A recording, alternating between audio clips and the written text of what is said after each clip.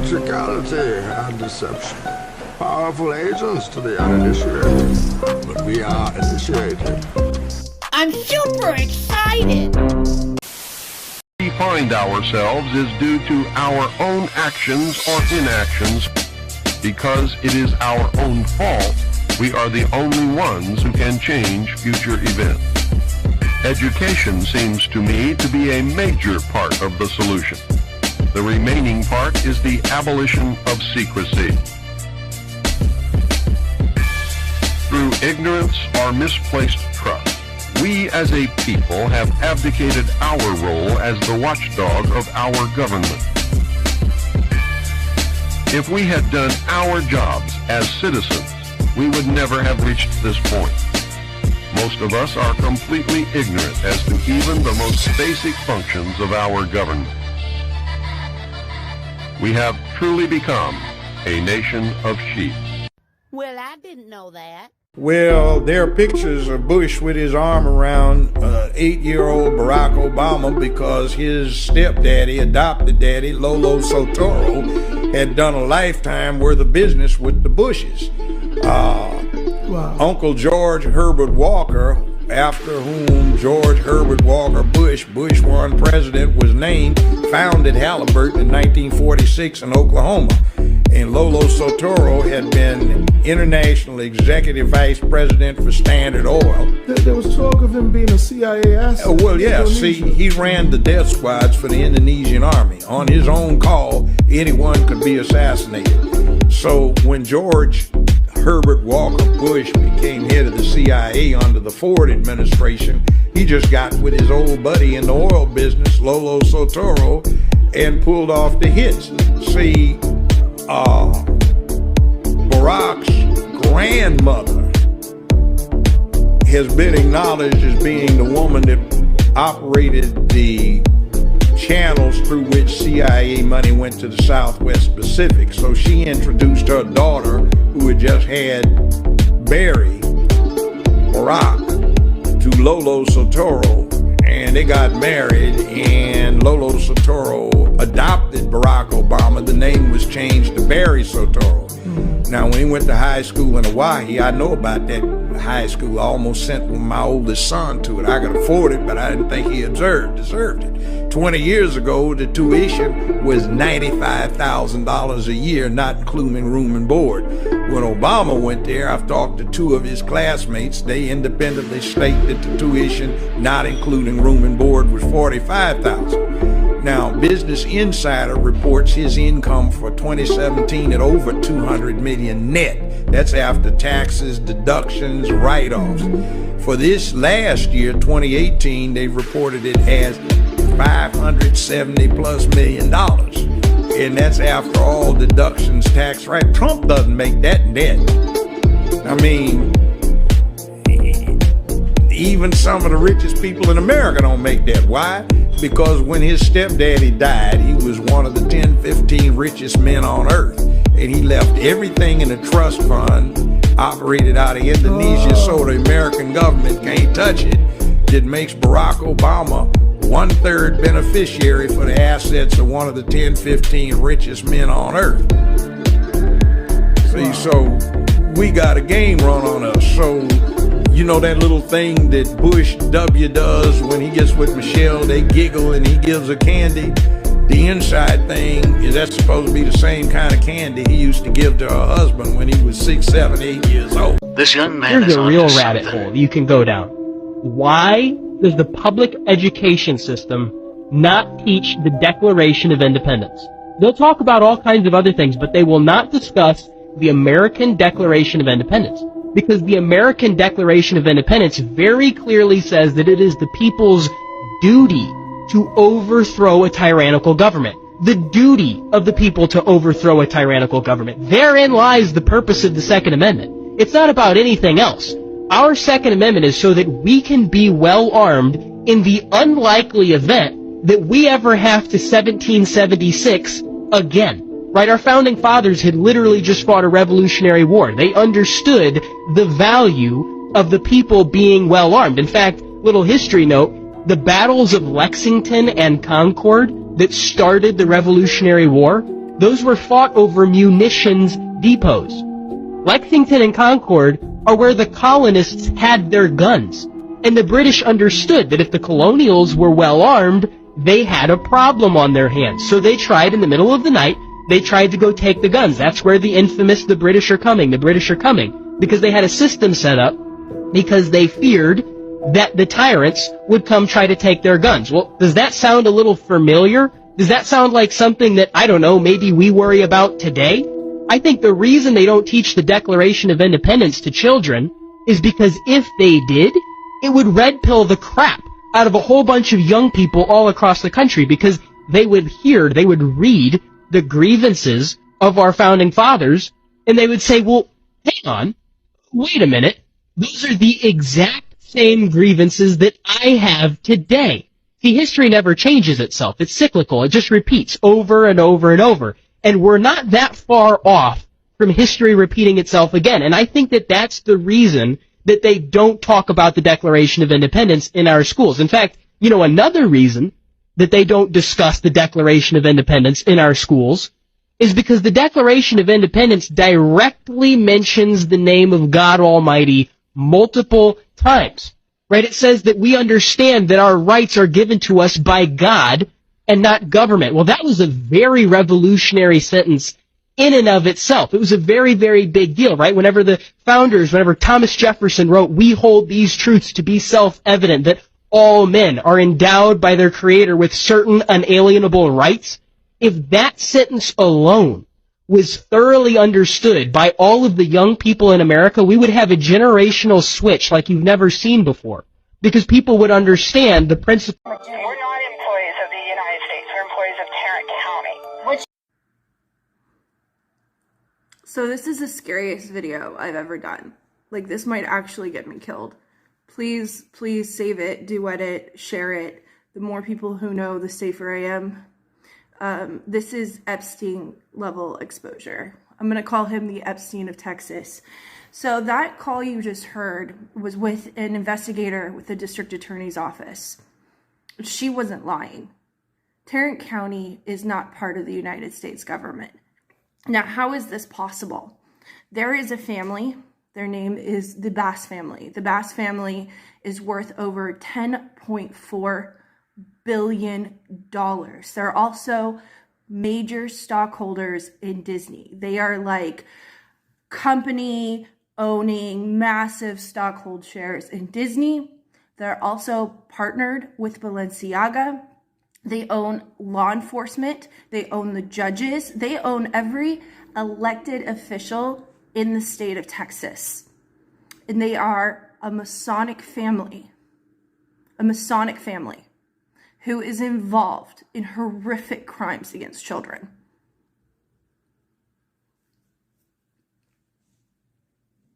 You understand that. This family is the Epstein of Texas. This family is running a child trafficking cartel through the state of Texas. They are running it with judges. They are running it with sheriffs. They are running it with other elected officials. If you become an officer for the Tarrant County Sheriff's Department, you are required to go to dinner with this family, with members of this family. You have to pledge your allegiance to this family, not to the United States. I couldn't figure out how all these elected officials were breaching their oath of office. And now I know why. Because the Bass family owns them. Bass is the new Epstein. Like, I cannot say it loud enough. If I die, this family is worth billions of dollars. This family owns a huge portion of Disney. Like, I'm sorry, I am like freaking out. I have sat on this information for a while. I don't think I'm ever going to see my children again. So let's expose the whole truth. It is not elected officials trafficking children. It is elected officials bought and owned by the Bass family who are interstate and sex trafficking children. How do we address this? How do we stop it? How do we expose this family? Look them up. You'll see for yourself. Hey guys, we're here at the inauguration It's the most bizarre scene you ever saw in your life. There's like 100 people at the Biden inauguration, and it's dystopian. So there's nobody here. There's like more people up here with the press overlooking the Capitol than there are at the inauguration. We're here with Fox News and CNN, and this guy Eric is great from TBN. He's a Middle East correspondent. Really great coverage. Conservative. So again, it's freezing here. It's like 25 degrees. It's snowing. Kamala Harris and Amy Klobuchar just spoke. There are more people at the West Palm Beach airport waiting for Trump than there are here at the inauguration. Truly an incredible time in our history. I've been to past inaugurations for W and Trump. There were 500,000 to 1 million people at each event, and even Obama got close to probably 700,000 or something like that.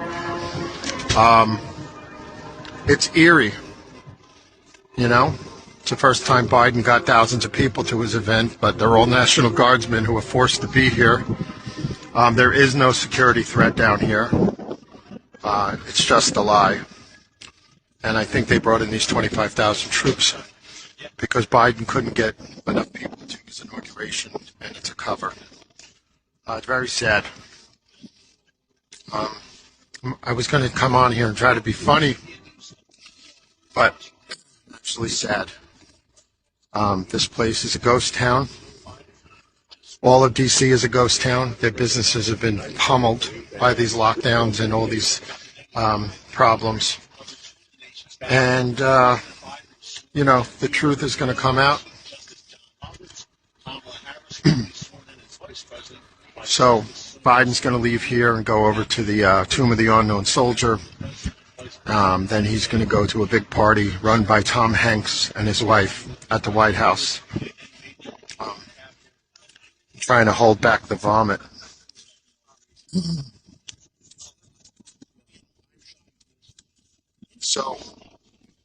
But Real America's Voice News has the best coverage today. Steve Bannon and Raheem Kassam are on fire on the War Room. John Solomon got a document dump.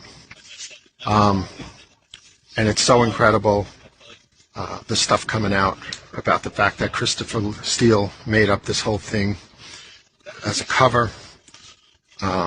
It's verified now. And the real story's coming out. That the whole Russia thing was a setup. So they're playing the national anthem at the Capitol right now. Again, there's nobody here. It's the weirdest, most strangest thing ever. And I wonder if we're ever going to be allowed to assemble outside of the Capitol and the mall again. So stay with us. Turn on americasvoice.news. We're the only ones telling the truth, except for one or two other networks.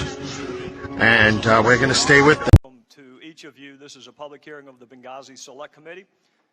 Just a couple of quick administrative matters before we start, Madam Secretary. There are predetermined breaks, but I want to make it absolutely clear we can take a break for any reason or for no reason. If you or anyone would just simply alert me, then we will take a break, and it can be for any reason or for no reason. To our guests, we are happy to have you here. The witness deserves to hear the questions, and the members deserve to hear the answers. So proper decorum must be observed at all times. No reaction to questions or answers. No disruptions. Some committees take an incremental approach to decorum. I do not. This is your one and only notice. Madam Secretary, the ranking member and I will give opening statements, and then you will be recognized for your opening statement. And then after that, the members will alternate from one side to the other. And because you have already been sworn, we will go straight to your opening. So I will now recognize myself and then recognize Mr. Cummings and then you, Madam Secretary. Chris Stevens, Sean Smith, Glenn Doherty, and Tyrone Woods served this country with courage and with honor. And they were killed under circumstances that most of us could never imagine. Terrorists pour through the front gate of an American facility, attacking people and property with machine guns, mortars, and fire. It is important that we remember how these 4 men died. It is equally important that we remember how these 4 men lived and why. They were more than 4 images on a television screen. They were husbands and fathers and sons and brothers and family and friends. They were Americans who believed in service and sacrifice. Many people speak wistfully of a better world, but do little about it. These 4 went out and actually tried to make it better, and it cost them their lives. So we know what they gave us. What do we owe them? Justice for those that killed them. We owe their families our everlasting gratitude, respect. We owe them and each other the truth. The truth about why we were in Libya. The truth about what we were doing in Libya. The truth about the escalating violence in Libya before we were attacked and these 4 men were killed. The truth about requests for additional security. The truth about requests for additional personnel.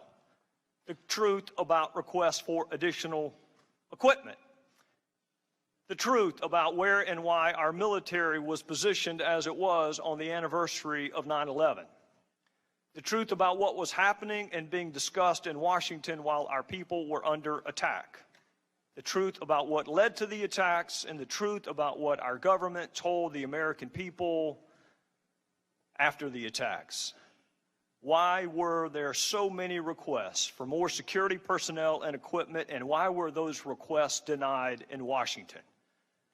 Why did the State Department, compound and facility, not even come close to meeting proper security specifications? What policies were we pursuing in Libya that required a physical presence in spite of the escalating violence? Who in Washington was aware of the escalating violence? What precautions, if any, were taken on the anniversary of 9/11? What happened in Washington after the first attack, and what was our response to that attack? What did the military do or not do? What did our leaders in Washington do or not do, and when? Why was the American public given such divergent accounts of what caused these attacks? And why is it so hard to get information from the very government these 4 men represented, served, and sacrificed for? Even after an accountability review board and a half-dozen congressional investigations, these and other questions still lingered. And these questions lingered because previous investigations were not thorough. These questions lingered because those previous investigations were narrow in scope and either incapable or unwilling to access the facts and evidence necessary to answer all relevant questions. So the House of Representatives, including some Democrats, I hasten to add, asked this committee to write the final definitive accounting of what happened in Benghazi.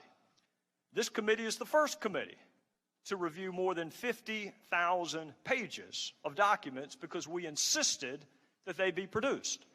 This committee is the first committee to demand access to more eyewitnesses because serious investigations talk to as many eyewitnesses as possible.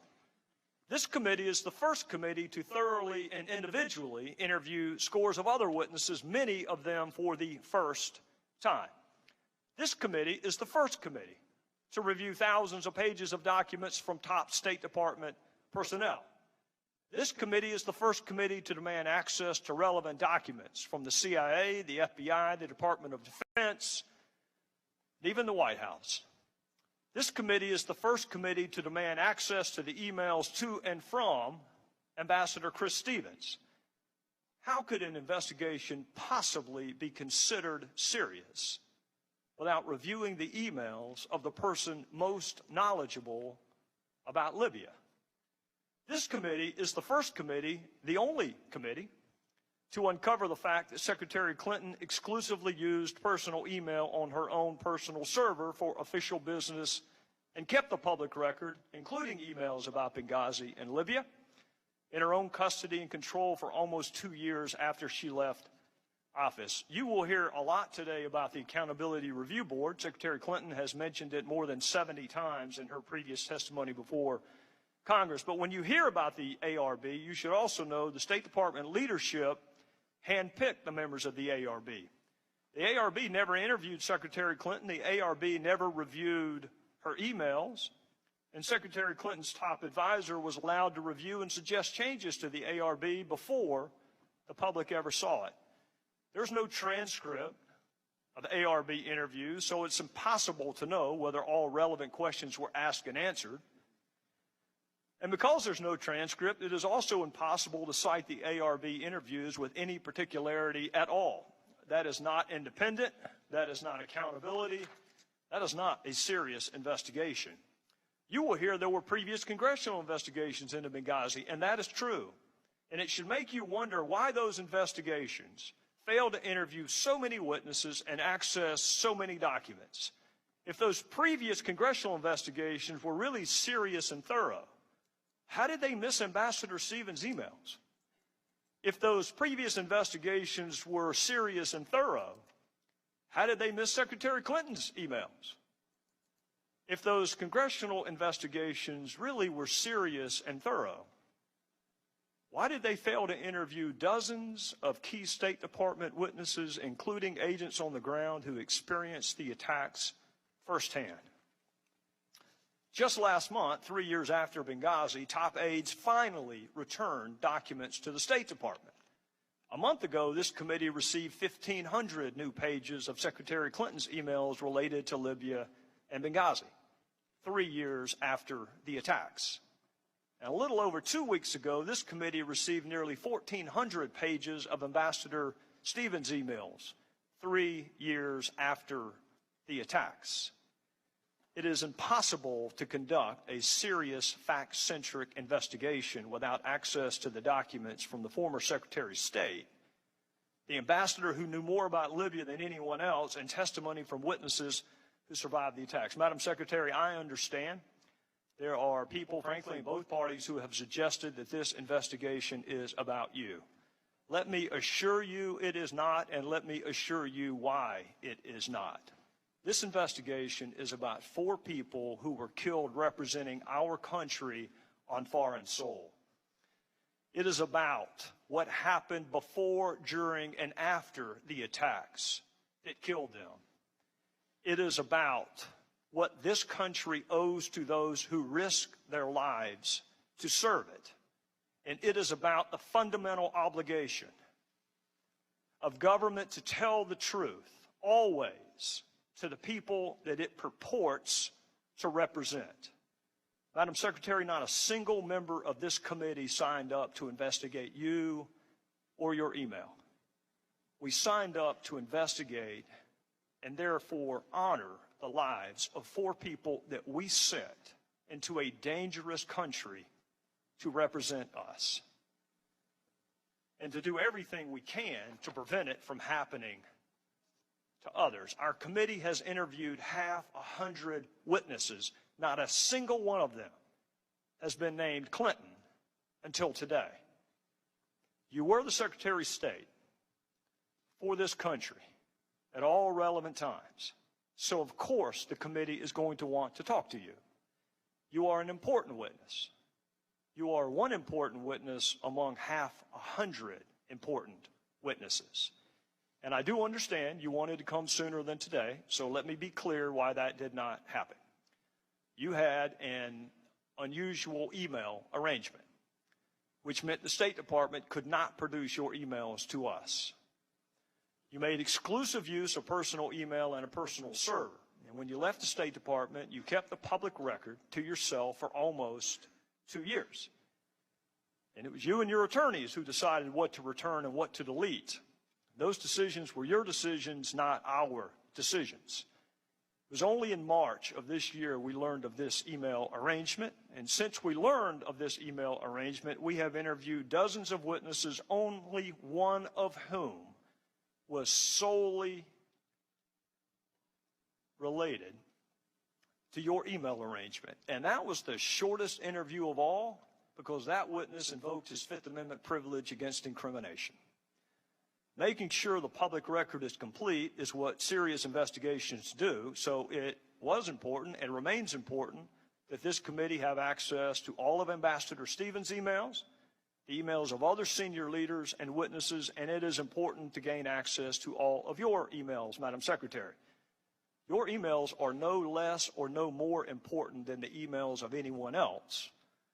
It just took us a little bit longer to get them, and it garnered a little more attention.